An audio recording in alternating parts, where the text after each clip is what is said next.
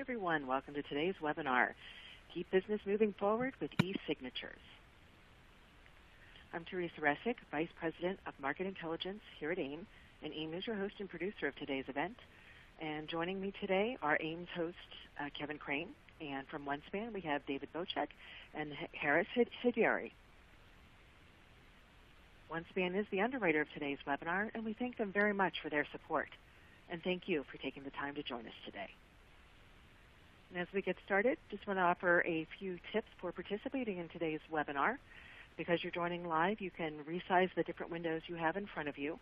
I encourage you to open group chat so that you can message with each other and also with us. And when you open group chat, go in there right now, say hello, and share where you're joining us from. Always like to know where you're listening from. I encourage you to download the resources we have for you. It's to the right of the slide area. There's a very nice ebook in there, so I encourage you to click on all of those. Those will open in a new browser tab, and you can download those or say that before after the event. I encourage you to ask questions of the speakers using the Q&A feature, and ask your questions as you think of them. We'll hold them because we have a section of time set aside towards the end of the webcast to take your questions, but please feel free to drop those questions in as you think of them. Also invite you to take the survey towards the end of our webinar. I truly value your feedback on how we did today, and that feedback survey is in the icons across the bottom, and it will also be launched out there at the very end of the event. This webinar is being recorded, and it will be posted to AIIM.org's Resources Webinars page in just a few days. Now I'd like to introduce the panel of speakers we have with us. Kevin Crane is a professional writer, a technology analyst, award-winning podcast producer, and he's AIIM's content strategist. Kevin authors ebooks and infographics on a wide variety of intelligent information management and digital transformation topics. He's the producer and host of AIIM On Air podcast, which was recently named one of the 10 best business process management podcasts that you should listen to. Also joining us from OneSpan, we have David Bocek, and he's a marketing specialist at OneSpan with years of experience successfully helping all types of organizations go paperless with OneSpan Sign. David now promotes OneSpan's full range of e-signature, ID proofing, and mobile security solutions that enhance and protect the digital customer journey. Then we also have joining us a little bit later today, Harris Hidiari, and he's a solutions engineer with OneSpan, and he has a vast experience in the e-signature industry. Harris leads and creates technical relationships within OneSpan's technology partners, as well as preparing and delivering presentations and product demos. And he will definitely be delivering a demo later on, so I'm really looking forward to seeing that. But right now, I'm going to turn things over to Kevin Crane to begin our event today. Hi, Kevin. Hello, Teresa. Thank you so much. It's my pleasure to be here again for another great AIIM webinar on the subject of electronic signatures, which I think is a very, very important subject to discuss today because, look, I'll tell you why. It's no secret that businesses everywhere have been dramatically impacted by COVID-19. It doesn't look like that disruption is going away anytime real soon. And as a result, and all of a sudden, all of the things that we thought would be nice to have or great to have, are now things that we must have. And indeed, nothing has spurred more movement towards digital transformation as COVID-19. It took a pandemic to make the possible really essential, which brings us to electronic signatures. I come from the insurance industry. For years and years. We managed stacks and stacks of paper and contracts and disclosure forms and all kinds of stuff. And signatures then and today are really the last bastion of paper-bound process. And even before COVID, it seemed counterintuitive to have most of our business processes digitized, only to come to the point of having to print out that contract or that disclosure or that form or what have you in order to obtain a physical signature. And then, even after that signature, that document was signed, it was often scanned then to become digital again, or simply it just remained on paper because of the signature. So things have changed. That's kind of old news now. It's now more essential than ever that organizations digitize their workflow in order well, number one, to keep business going, to survive today, but also to thrive in the future. I believe those organizations that embrace the disruption that we're suffering under right now and use digitization as a competitive advantage will come out ahead. It's simple. Users are no longer willing to forgive the paper way of doing things. So digital signatures, electronic signatures surface as a demanding and compelling capability. And I'd like to put this one question forward as we launch into our event today. Really, can you imagine working without electronic signatures? Well, that's what we're here to talk about today, how eSignatures are used, how you can do it too, and what some of the best practices are that we should consider. So with that, I would like to welcome our guests today, David Bocek from OneSpan and Harris Haydari from OneSpan. These gentlemen are both experts in electronic signatures. David and Harris, welcome to the event today. Now, David, in your view, what has been the impact of COVID-19 on business, especially as it pertains to the use of electronic signatures? Oh, that's a fantastic question. Thank you so much, Kevin, for bringing that up. So I'll just move on here, and essentially, to put things, straight, the pandemic has put a significant strain on our lives and the way we do business.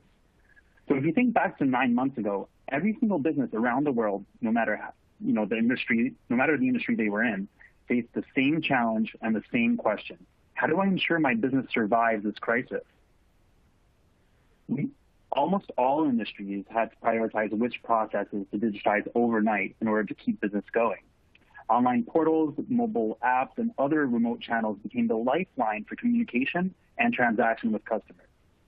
Now, the challenge for many organizations early on was the readiness level of their internal systems. While some had already fully digitized their core processes, others had partial or no automation at all. So where does that leave us? I think we can all agree that COVID has moved our world into the next stages of digital transformation. We've seen examples of companies that have been using this time of disruption to really reinvent themselves and question the old ways of doing things. So in the past, when we would often hear organizations saying things like, verifications must be done in person, or we don't accept the e-signatures, unfortunately, well, now that's changed. So ultimately, we're operating right now in an environment where regulations are evolving faster than ever to ultimately serve the end customer. Processes that until now were restricted to in-person interactions are quickly being reevaluated by legal and compliance departments with new legislation that's being passed around the world. So now's really the time to get past those perceived barriers to full digitization. Now, many people were overwhelmed with the immediate impact of COVID-19. So organizations followed through on continuity plans, looked at ways to maintain costs, and ensured that their staff had the equipment and the tools they needed to work remotely. And the goal here really was just to protect their workers, their customers, and obviously their bottom line. Now we're seeing that many of those organizations that have dealt with business continuity are now seeing a willingness and actually a readiness to tackle those next set of challenges. Those that touch on customer experience and revenue-generating projects, including enhancing their digital sales and services capabilities. In this new normal, with people essentially being limited by social distancing measures, digitally assisted channels have become the standard method for customer engagement. Oh, and I believe we have a poll here. Yeah, David, we have a poll question. In one way that businesses must continue to survive today is by bringing on new customers and new contracts and selling business. So I'm curious from our audience today how they're handling their onboarding processes today, whether that's for new customers or maybe it's for new employees, but onboarding is a place where signatures are needed quite often. And so I'm curious, everyone today, please take a moment to enter our poll today. Is your onboarding process paper only, or is it a mix of paper and some digital processing, or is your onboarding process completely digital? Now, David, we'll give our audience just a moment or two here to answer the poll. The real question is onboarding new customers, maybe new employees. Is it all paper? Is it all just intensively black and blue ink, or is it a mix of paper and some digital processing, or is it completely digitally transformed? Let's see the results, David, and see how we're doing. It looks like most of our, over half, are saying that it's really a paper-only process. Is that typical of the results that you see? I guess I'm surprised by that, David. Is that typical of the results that you see? This is obviously a great indication, although I believe that one of the options has been taken off for the mix of paper and some digital processing. I believe that some people might have ended up in that group of people. And went with paper only at that point. I see that. I would say that probably that was 56% will fall mostly in between both the digital and paper only. Yeah, I see that now. Well, I do see that almost 40% say that they are all digital. So we have an interesting mix of folks here that are doing it, on paper and with a mix or all digital today. Which brings me to my next question. We're talking a little bit about onboarding, but can you tell me in what industries and maybe other applications are eSignatures used, and where do you see the most opportunity from a process point of view?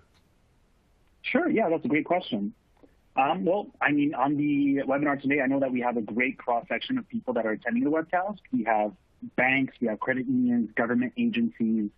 There's some insurance carriers on there as well, and manufacturing. So we have a whole slew of other industries. So let's just take a look at some of the top e-signature use cases that we've been seeing across all industries. So if you look at banks and insurance companies, many have already moved their account opening processes online. So instead of having to go into the branch to fill out paperwork, or today essentially wait for documents in the mail, customers can now complete and e-sign their applications without ever having to leave the safety of their homes. Now, if we look at healthcare and pharmaceuticals and other regulated industries like that, we also see that there's quite a lot of digitization when it comes to patient waivers, as well as consent forms, and even the procurement of controlled substances. Now, across all of the industries above, we can essentially see that there's quite a lot of digitization when it comes to contracting processes. So this also includes internal purchase approvals, but also POs and NDAs with external parties. I want to just put a little bit of focus here on financial services, since we do have quite a large group from that industry here. So I know that we spoke a little bit about account opening, but I just wanted to put the spotlight on a few other business processes that financial institutions in particular have transformed and to essentially completely remote experiences. So for loan applications, of course, with millions being financially impacted by the pandemic, many were looking for alternative ways to pay their rent, mortgage, or even car loans. And in commercial lending, institutions with fully digital customer experiences were actually able to distribute more emergency relief loans to businesses in less time. Wealth management was seemingly hit overnight, as historically, this is an area that usually doesn't need much focus on modernizing the technology with its personal touch. That all changed when advisors were faced with those branch lockdowns, but still needed to continue servicing their clients. So again, account opening, loan applications, wealth management, those are the top use cases today, because these are essentially the use cases where customer acquisition is a top priority. Now, I know that we also have quite a few people here that are from the government, either local, state, federal, or international governments. So I just wanted to talk a little bit about some of the use cases there. Now, when it comes to government use cases, we've essentially identified 3 areas where most people are leveraging these signatures, not only to streamline those processes, but also just to engage with their employees and citizens alike. So there are plenty of different use cases in government to employees. Usually you can think of performance reviews, internal approvals, and onboarding documents. Then there's government to business. This includes essentially the full gamut of contracting use cases, as well as procurement. And then finally, government to citizen use cases are actually continuing to be a massive driver, especially nowadays, as government agencies are more and more focused on remote interactions directly with their citizens.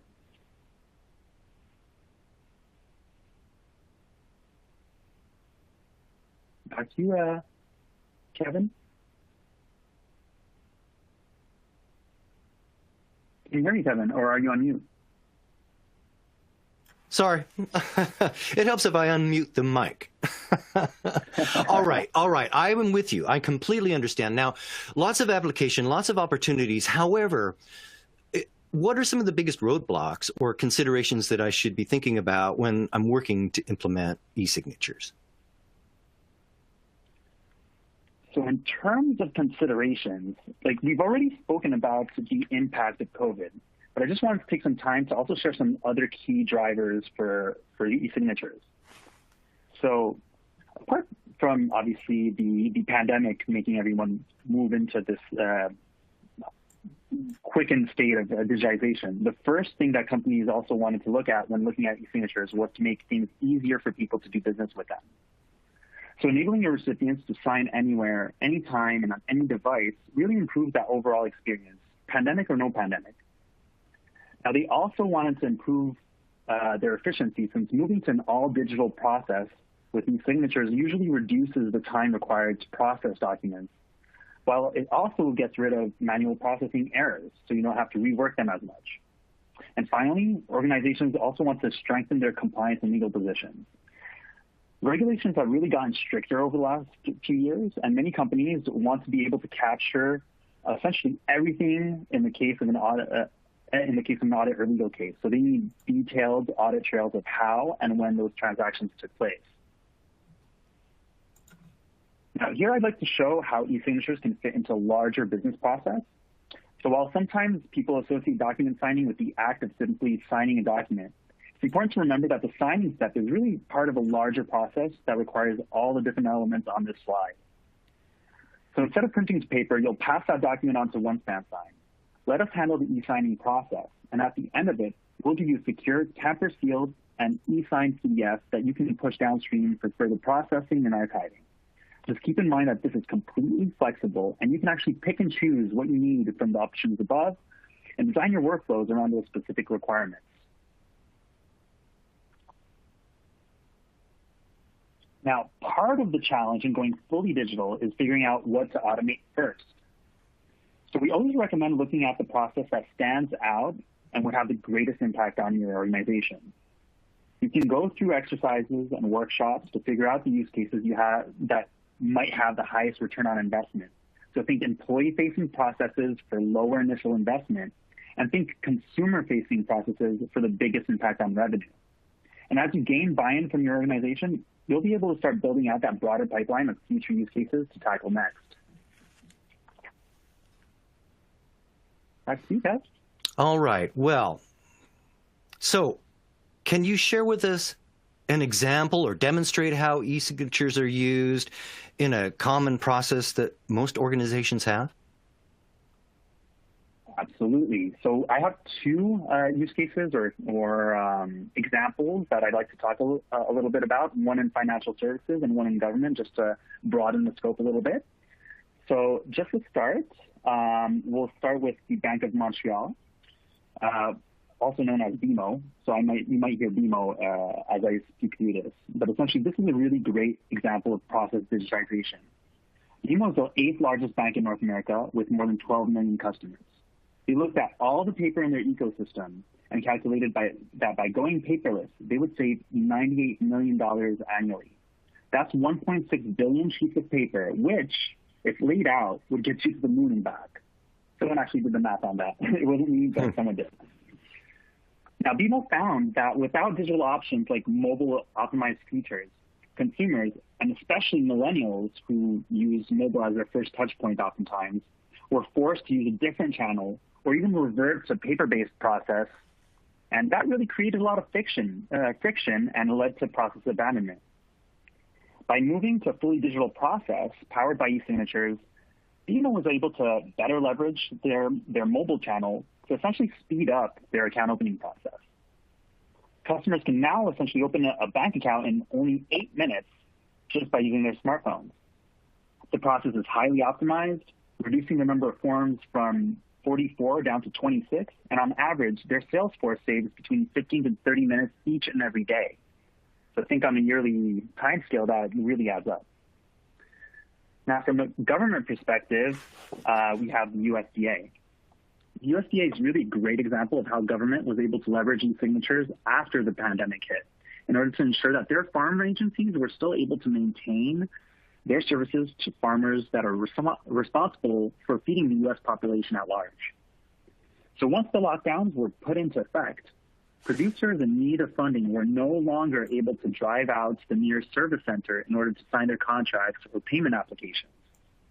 So after a fast-track evaluation, eSignatures were deployed to enable remote collaboration for across their multiple service centers.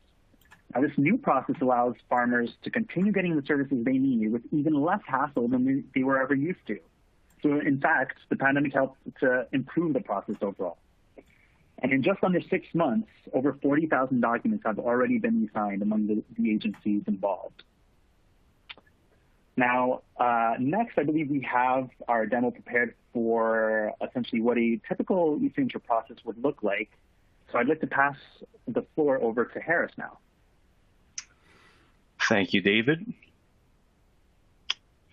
Harris, welcome. Thank you to Kevin. For the demo today, what I'll be showing is a user-driven process and how easily you can send documents for signing through OneSpan. So what I'm showing right now is the OneSpan Sign application. So I'll go ahead and log into my account using my email address and password. I can go click login. And the first page that I'm taking to is my dashboard. So in here, I get an overall view of my transactions in my account. So I can see which ones are completed, which ones are in progress, so on and so forth. And within OneSpan, you can also you can white label the application. So you can have your own logo at the top, and also the emails that are sent out to signers, which I'll be showing in a minute. So to create a new transaction, to send documents for signing, all you need to do is hit the New Transaction button on the top right. So you can click that, and then you can give your transaction a name. So, for example, in this particular demo, I'll be sending off a NDA document for signing. So I'll enter that. I can also give it a description, and also if I had set up a template beforehand, I could have easily created this transaction from a template. But for the purposes of this demo, I'll just create a transaction from scratch. So I'll go ahead and press the Create button, which will create a transaction for me. And then I'm taking to my transaction view. So for example, in this example, I will be adding, let's say, Betty Blair to this, I want to send Betty Blair document, an NDA to sign. So I will add her to a transaction. And then I will add the NDA itself to the transaction. So I can click the Add Document button over here and select the NDA document that I want her to sign. Now, now that the document has been added in the transaction, I can click these 3 buttons over here, preview it, and you can see that the signatures and fields have automatically been placed onto the document. Now, how that was done is using what we call in OneSpan the form extraction. So the NDA document itself had form fields, and OneSpan was able to recognize those form fields and assign it to Betty Blair automatically. So it just alleviates a bit of having to manually drag and drop signatures on a document. Now, once that is done, there's also a settings section at the bottom. So if I click that, I can set the language of the transaction. I can be able to set an expiration date to this particular transaction, and so on and so forth. But for the purpose of this demo, I'll just leave that as default. So I'll go ahead and click Next. which will take me to the OneSpan Sign designer page. So in here, I can just review the documents, make sure everything is placed well, and if need be, I can also add additional fields if I want to. So for example, a text field or a radio button, that sort of, all that is available. But everything so far for the NDA, everything looks good. So I can go ahead and send it off for signing. So I click the send to sign button, send it off for signing. And at this point, Betty Blair will receive an email notification for her to sign the document. So I'll go to her inbox, and you can see that she just received an email notification that I have added her to an NDA transaction for her to sign. So as you can see, the email is completely branded with the STU Bank fictive company, and you can customize the emails any which way you want. It's really up to your business needs. So what I'll do is go ahead and click go to documents, and which will take me to the OneSpan Sign signing interface. So the first document that I'm presented with is the eSign consent document. So essentially, this particular document states that that I need to agree, that I essentially agree to sign the signed documents electronically. So I can either click this checkbox over here or scroll at the bottom and accept this particular document. And as you may have noticed in the OneSpan Sign interface, you can completely white label the experience. So you can have your own logo, change the colors, the different text, all that good stuff can all be customized. So, so Betty Blair is in the transaction right now, and she sees that she has a signature for her. She can simply click to sign. Her name and the date will automatically be populated, and then I can confirm my signature over here. So at this point, I'm taking, Betty Blair has finished signing the document. She can go either download the documents or go ahead and click on review to see her signature. And at this point, the transaction is considered complete. If I go back to my dashboard and click on the transaction, as a sender myself, I send her the NDA. I can see it is completed. I can now, an important step to do is download the evidence summary and as well as the signed documents. So if I open up the evidence summary document, this document contains all the relevant information about the transaction. So the ID, when it was created, who the signers were, and most importantly, the audit trail. So the audit trail includes records every action that that signers take inside a transaction. So at what time they signed, from which IP address, which documents they signed, so on and so forth. And if I open up the documents, the signed documents themselves, go and click on which I downloaded to my computer and open it up here.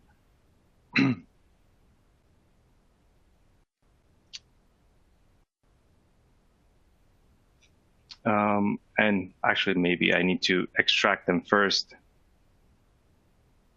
of all, because they come as a zip file. Open it up again.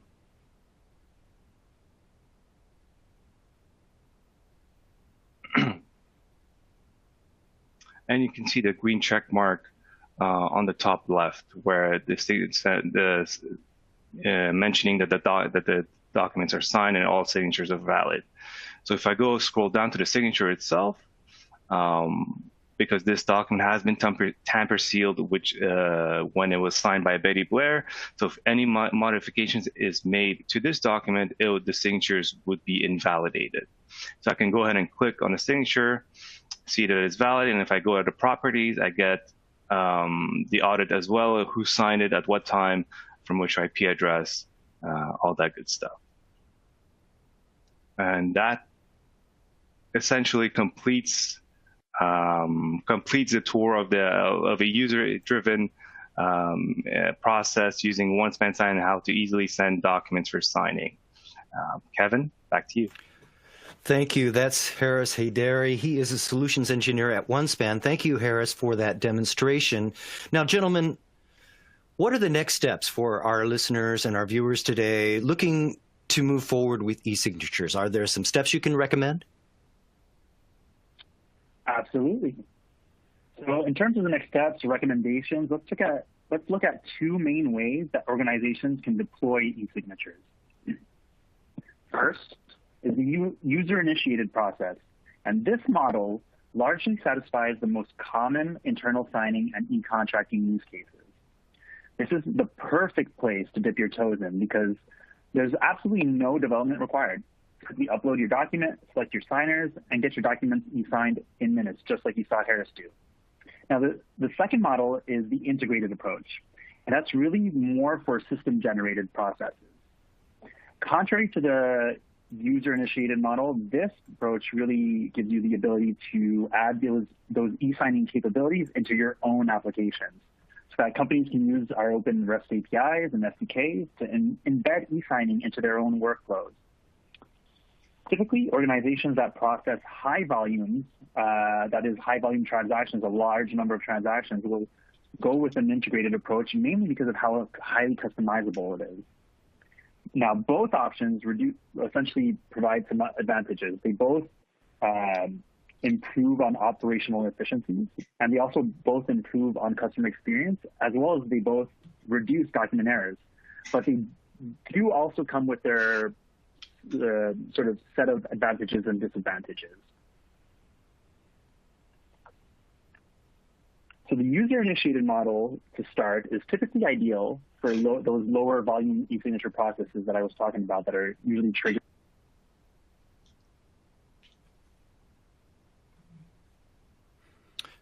Hello, David. Did we lose you? Hello, David. I believe we may have lost David. Harris, are you with us? I'm here. Well, Harris, you're with us, but I believe we may have lost David. Let's see if we can give him a moment or two to return to us from the ether. In that time, in the meantime, I would like to ask a question to our audience that gets back to our poll question. Clearly, folks have a mix of digital and paper still in their processes. For those of you that have not transformed to 100% digital, what is stopping you? And perhaps you could enter in the group chat what is keeping you from being 100% digital in your signature process, and we might have an opportunity to go over some of those roadblocks or some of those considerations. In the meantime, let me just double check. David, are you back with us? Hello. There he is. David, we lost you for a moment. No worries. Yes, David. Apologies for that, group. Not a problem. You know how it works, you know. Well, you were talking about choosing the right e-signature implementation model. So please continue. Right. So sorry about that, folks. Again, I was talking a little bit about the user-initiated model to start with those lower volume transactions. Again, thinking about internal documents, HR forms, and even forms that require changes to existing accounts. Now, that's that really simple and straightforward workflow. But if you're really looking to automate the process from start to finish, then that integrated approach will better suit your needs. So in an integrated scenario, there's no manual work for employees to prepare a document for e-signature. All those documents are system-generated and completely automated. This is the option that's ideal for those larger volume processes. So essentially think of customer-facing forms for account openings, for example.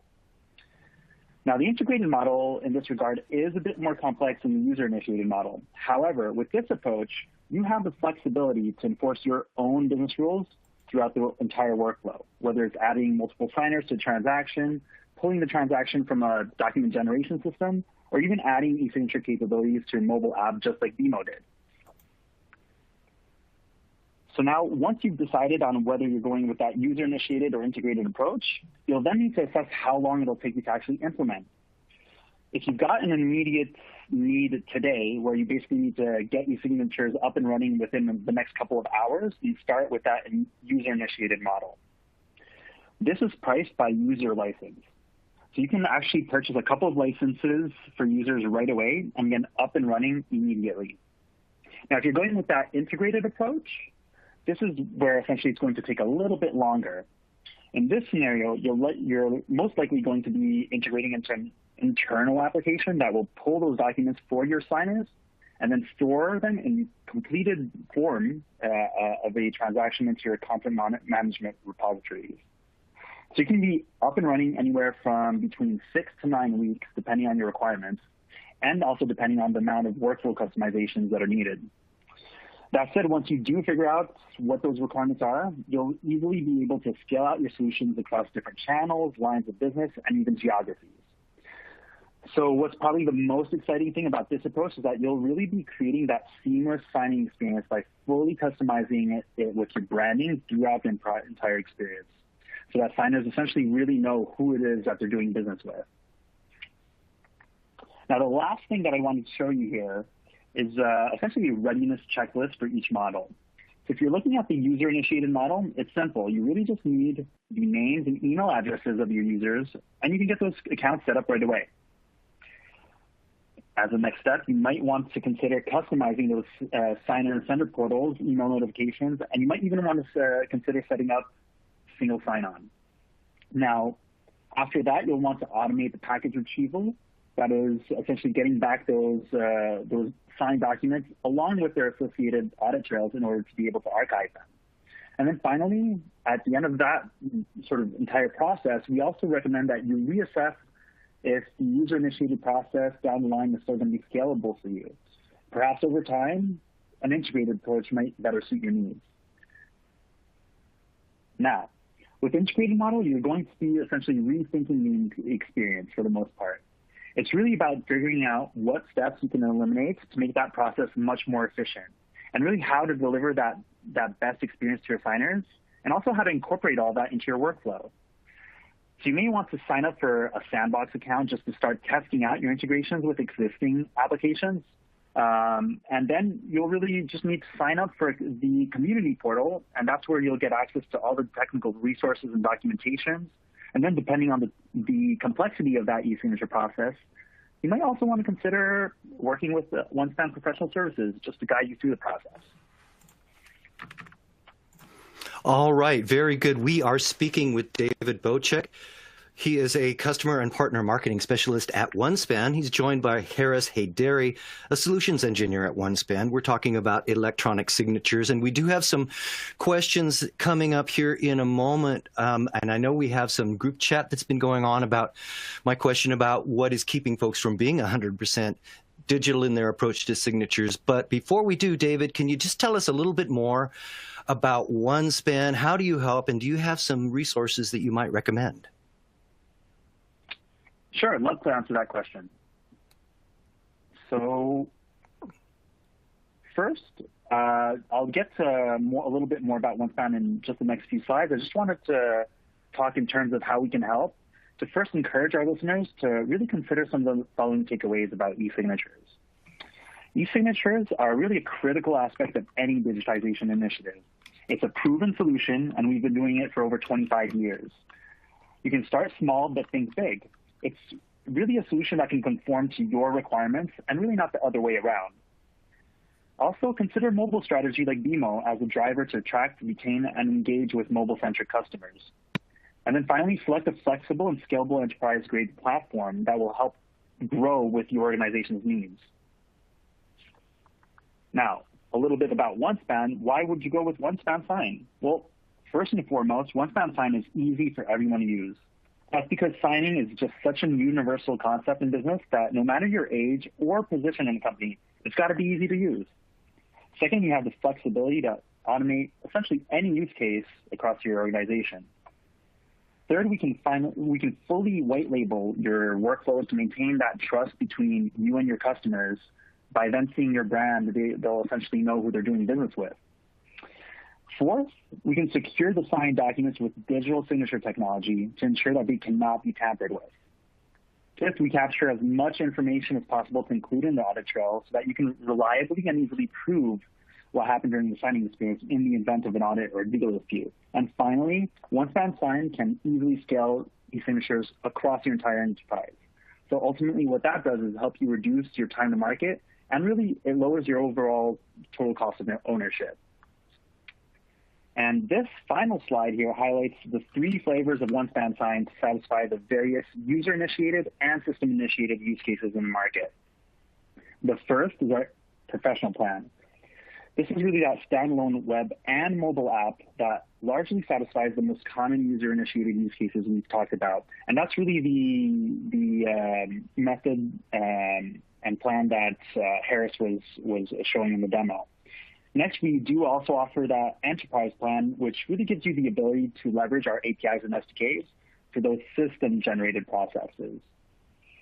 And finally, we also actually offer a number of pre-built integrations or connectors to third-party applications like Salesforce, Pega, Guidewire, and even Laserfish, among others. With these connectors, we've really done all the integration work for you so that there's no coding or IT resources needed to get started. Now, the beauty of this is that no matter which way you choose to consume OneSpan Sign, whether you're looking for an out-of-the-box solution or to fully customize a solution, you gain access to over 25 years of e-signature expertise and innovation. Back to you, Kevin.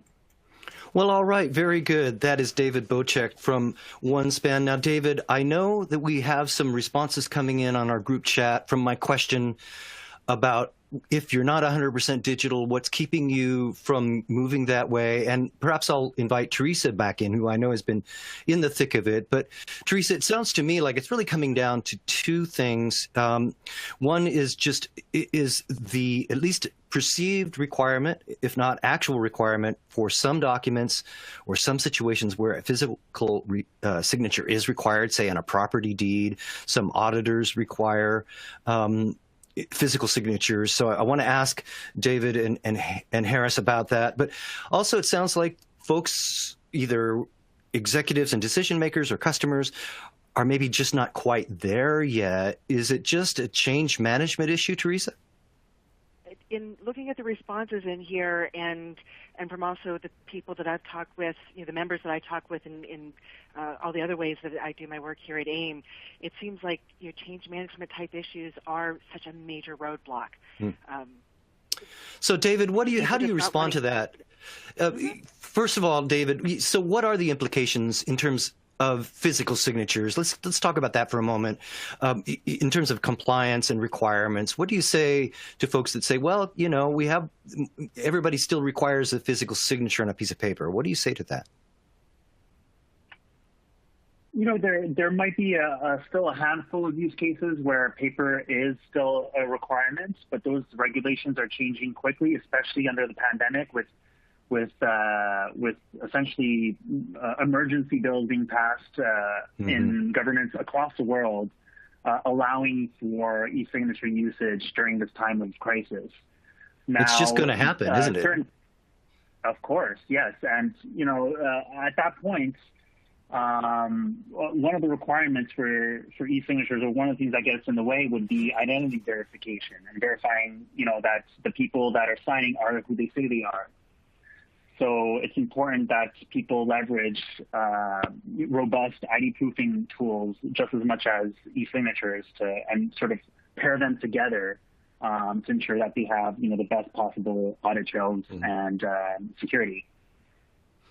And what about the folks in our audience who are saying, hey, yeah, this is great and all, but we really have a hard time getting the buy-in and support that we need from our management, or maybe, our customers or our constituents are just not ready for it. What do you say to the change management issue? Is it simply more education needed, or what do you say? I would say essentially that it's time to try. Try to see what your colleagues are doing. Look at some of the people around you and see if they're using e-signatures, and see how much of a benefit it is to them. Essentially, when we see improvements in change management going along, it's usually because some of the harder people to convince to change their method end up seeing through their colleagues or other members in their organization, when they're using eSignatures, they're seeing the benefits. It's really a no-brainer when you can actually, see a document go out that normally takes weeks and weeks to get signed, essentially get signed, and everything is in compliance within an hour or just minutes even. Mm-hmm. Well, so I folks would definitely continue promoting. All right. Yeah. And folks are definitely pointing out that it is, federally approved. E-signatures are federally approved, the U.S. Federal e-sign Act of 2002. So it's been around for a while. But we can see that it is still an evolving technology, an evolving strategy, and one that is becoming ever more important and pressing. So with that, I'd like to thank David Bocek and Harris Heydari from OneSpan. They are experts in digital transformation and e-signatures. Gentlemen, thank you so much for being part of our event today. And with that, I'd like to turn it back over to Teresa Rezic. Well, thank you. And I just want to mention a few things that we have going on here at AIIM. One, we have an exclusive offer for attending the webinar today involving one of our training programs. You can save $15 on Domain 1 of our Foundations of Intelligent Information Management course, and that domain covers creating and capturing information. And that regular price is $299, but between now and December 30th, the end of this month, you can get $15 off using the promo code SAVE15.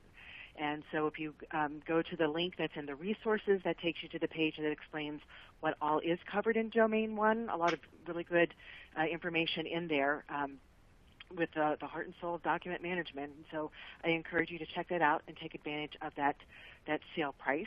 SAVE15 is the code. And then the other really cool thing I'm really excited to announce, I just got the word about this yesterday, that AIIM is in the midst of our 2021 conference planning and in its virtual format, and that all of that is well underway. And so right now the call for speakers is open. And so I encourage you also to click the link that we have in resources for this to learn about how you can join the panel of what I call the people with experience to share your lessons learned and best practices with everybody else in the community. And even if you don't consider yourself an expert but feel like you have something to say, I invite you to make a submission. What your experience is valuable, and I encourage you to go out there and share that with the rest of the AIM community. So the deadline to submit in our call for speakers is 1 week from today, November 25th. Basically, that's just before the U.S. Thanksgiving holiday. So I encourage you to come out and apply for the call for speakers. So we are getting to the end of our webinar time today, and just wanted to remind everyone that we have recorded this webinar so you can come back and listen to it, hear it again. I encourage you to download the resources. Please take our feedback survey. I very much want to thank our underwriter, OneSpan. Without the support from our solution providers, we wouldn't be able to bring you a free educational program like our webinars that we do here. So thank you, OneSpan, for your sponsorship. And so as we bring the webinar to a close, I just want to leave everyone with the closing thoughts of our speakers. So let me start first with Harris Heydari. What are your closing thoughts today? First of all, thank you, Teresa. It was a pleasure to be part of the webinar today. And my closing thought is, honestly, the implementation of e-signatures may be, at first, maybe a huge undertaking, but it's very simple. Once you get into the mix of it, e-signatures is a great way to simplify the process for signing documents. Thank you. And David Bocek, your closing thoughts. Sure. I would suggest for organizations on this call to really start small but think big. So if you really haven't already done this, get your internal business processes digitized first for a quick win, but then really move your focus on to those customer experiences where you're really going to see the biggest return on investment. Thanks, David. Again, thank you, Teresa. Thank you, Kevin, for bringing us on to this webinar. It was a pleasure to present this to everyone on the line. Oh, you're welcome. Kevin Crane, you sitting here listening to this as well as I have today. What are your closing thoughts? Well, I would like to harken back to my earlier question when we started. Can you imagine doing business without e-signatures? Now, I imagine that there are situations and processes that require a physical signature still today.